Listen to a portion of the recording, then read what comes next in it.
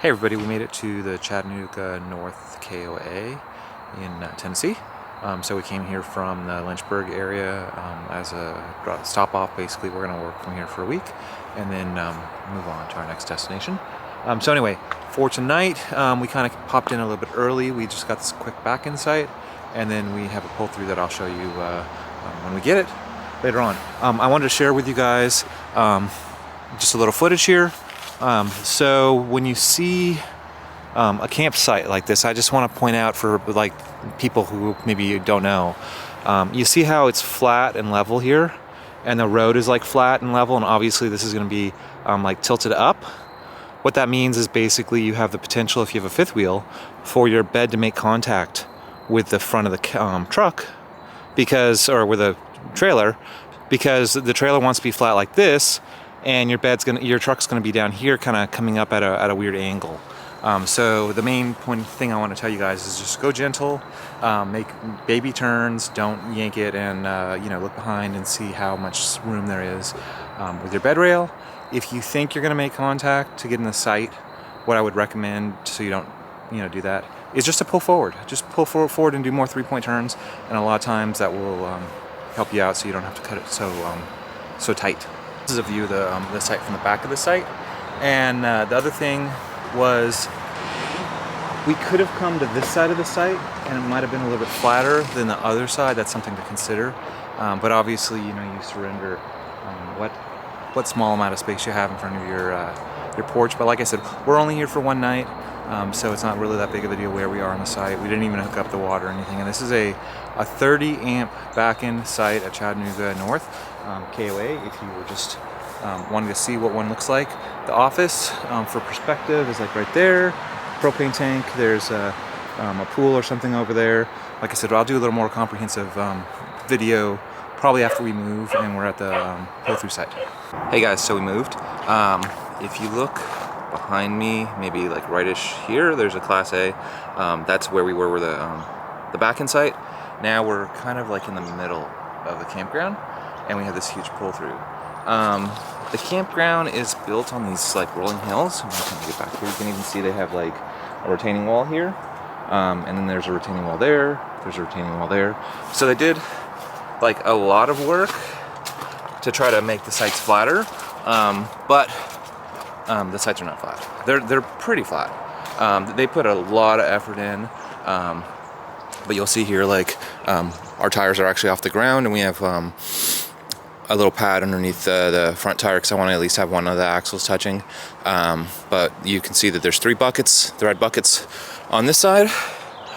And then if we come around to this side, there's just a bucket in front, and there's no buckets in back. So obviously, the campers, it's really like this. But it would have been like impossible to camp here if they wouldn't have done any leveling. So it's really, really nice that they did a lot of leveling. It's very clean at this campground.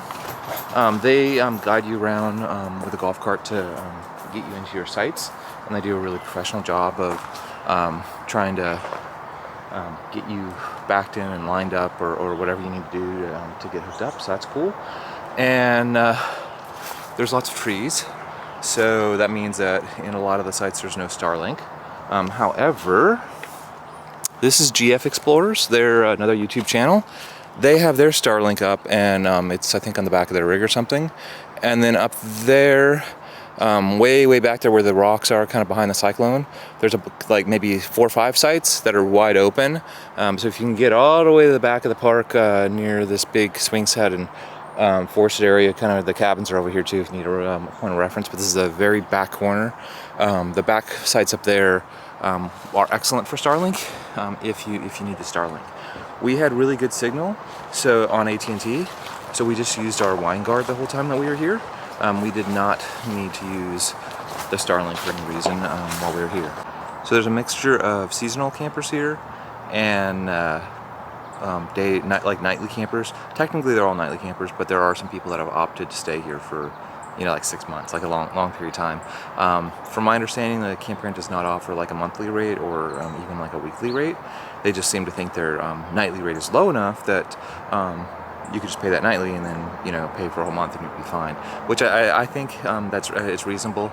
I think if you add it up, it's like maybe $1,200 or $1,400. Don't quote me exactly, but it's somewhere in that range, and that seems suitable for like monthly camping. Like that's a pretty reasonable rate for it to be a full-on KOA. It's not like a state park. But anyway, so just so you know, like a 50-50, I think that this Cyclone is one of the people that's here like long term. I think that this cruiser here, the Sportsman there, so that's 3, and there's 1, 2, 3, 4, 5, 6, 7 campers on this side. If I turn around this way, I think that they're here long term, but these 2 are not, and those 2 are not. So that's, if you just added up, maybe 25% of the people right around where I'm at.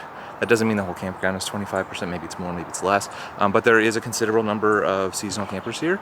And some of the campgrounds that we've been to, like the Flamingo Lake campground, in Jacksonville, when we went there, it was like 90% seasonal, and it was very hard for even a nightly person to even get in.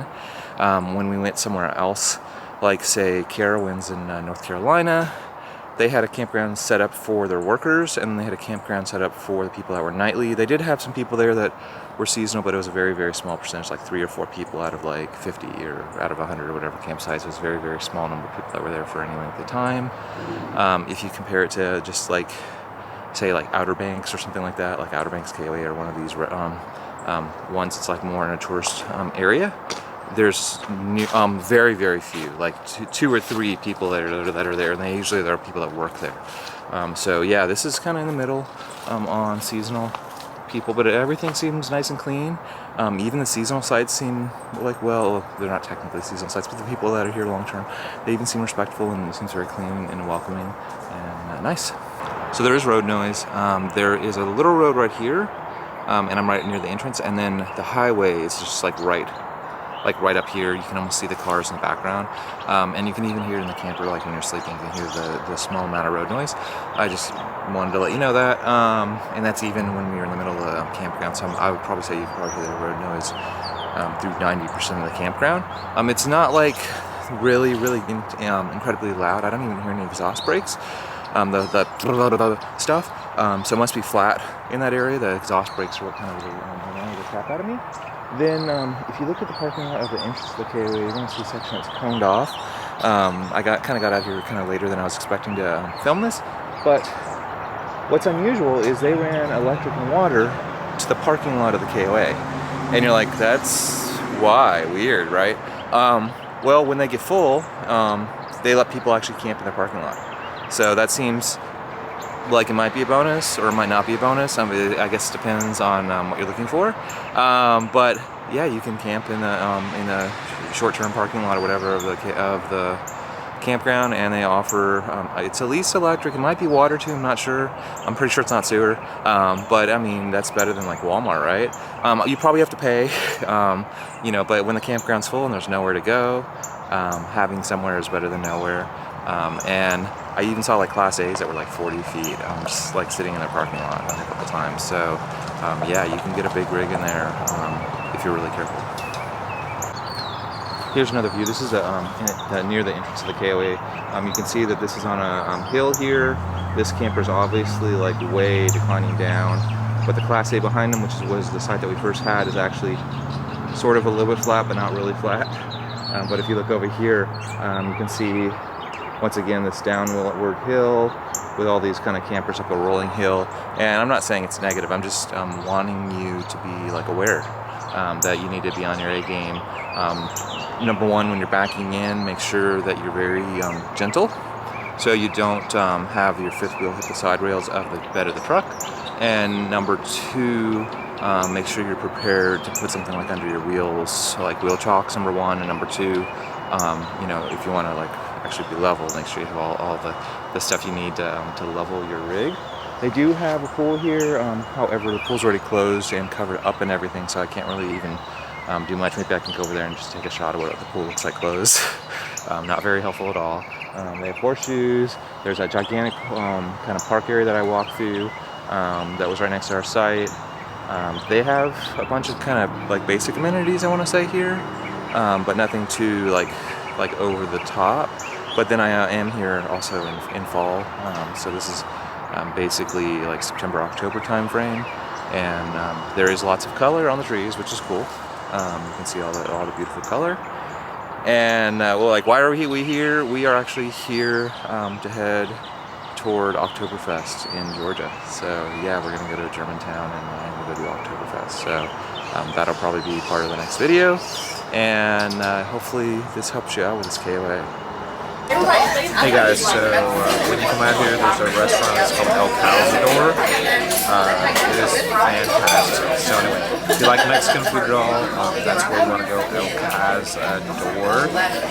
And yeah, this is not a paid endorsement. If they don't come here, or if you do come here, it doesn't make any difference to me.